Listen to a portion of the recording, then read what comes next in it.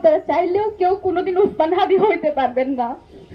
ওসমান হাদি শুধু একজনই হয়, আমার ভাইয়ের কোনো রিপ্লেসমেন্ট হয় না। আমি আমার ভাইয়ের কোনো রিপ্লেসমেন্ট চাইও না।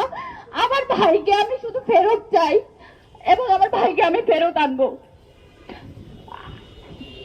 আল্লাহর কাছে শুধু এইটুকু দোয়া করবেন, আল্লাহ যাতে আমাদেরকে ওসমান হাদিকে যে স্বাধীনতা সার্বভৌমত্বের পক্ষে তিনি যেভাবে কথা বলতেন সেভাবে যাতে তাকে ফেরত দেয়। আর আপনাদের সবার উদ্দেশ্যে বলি, এখানে সকল রাজনৈতিক দল মত সবাই উপস্থিত আছেন। আপনারা গত 1 বছর ধরে আওয়ামী লীগ পালিয়ে যাওয়ার পরেও আপনারা যে কাজটা করতে পারেন নাই, আপনারা কালচারাল ফেসিজমকে অ্যাড্রেস করতে পারেন নাই। বাংলাদেশে এই একটা মানুষ, শুধুমাত্র একটা মানুষ পেরেছিল এবং আজকে সেটার প্রতিদান তাকে এইভাবে দিতে হচ্ছে।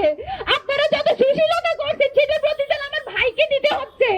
আপনারা যেভাবে মিডিয়াকে তথ্য সন্ত্রাসের মাধ্যমে বারবার যেভাবে নেগেটিভ উৎপাদন করছে সেইটার পক্ষে যে আপনারা সম্মতি উৎপাদন করছেন সেইটার প্রতিদান আমার ভাইকে দিতে হচ্ছে।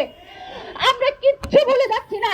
আমরা জানি মিডিয়াতে কে কে উল্লাস করেছে। গত 2 দিন আমাদের চোখে শুধু অশ্রু দেখতেছেন, আমাদের বুকের ভিতর যে বারুদ সেটা আপনারা এখনো দেখেন নাই। এটা দেখার সাহস করবেন না কেউ। আমার ভাই ফেরত আসবে, বাংলাদেশের স্বাধীনতা সার্বভৌমত্বের পক্ষে কথা বলবে এবং এই মিডিয়াতে যারা বিভিন্ন বয়ান উৎপাদনের মাধ্যমে আমার ভাইকে হত্যাযোগ্য করার চেষ্টা করেছে, আমার ভাইয়ের জীবন মৃত্যুর সন্ধিক্ষণে যারা বারবার উল্লাস করেছে, যারা বিজয় উদযাপন করেছে, আমি তাদের সবাইকে চিহ্নিত করে রাখছি। আল্লাহ যদি আমাদেরকে বাঁচায় রাখে, ইনকিলাব মঞ্চ যদি বেঁচে থাকে, বাংলাদেশে কালচারাল ফেসিজম যারা কায়েম করতেছেন আপনাদের সবার জন্য আমরা সারা জীবন সহ্য হয়ে থাকবো, এটা মাথায় রাখবেন।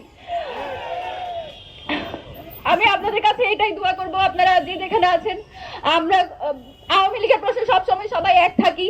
আমরা এটুকুই এক্সপেক্ট করি আপনারা ভোটের রাজনীতির জন্য প্লিজ আমাদের এই সব যে কয়টা মানুষ আছে, যে কয়টা মানুষ এখনো দেশের স্বাধীনতা সার্বভৌমত্বকে টিকায় রাখার জন্য যুদ্ধ করে যাচ্ছে, সেই কয়টা মানুষকে প্লিজ আপনারা বিসর্জন দিয়ে না নিজেদের এই ঠুনকো ভোটের কারণে।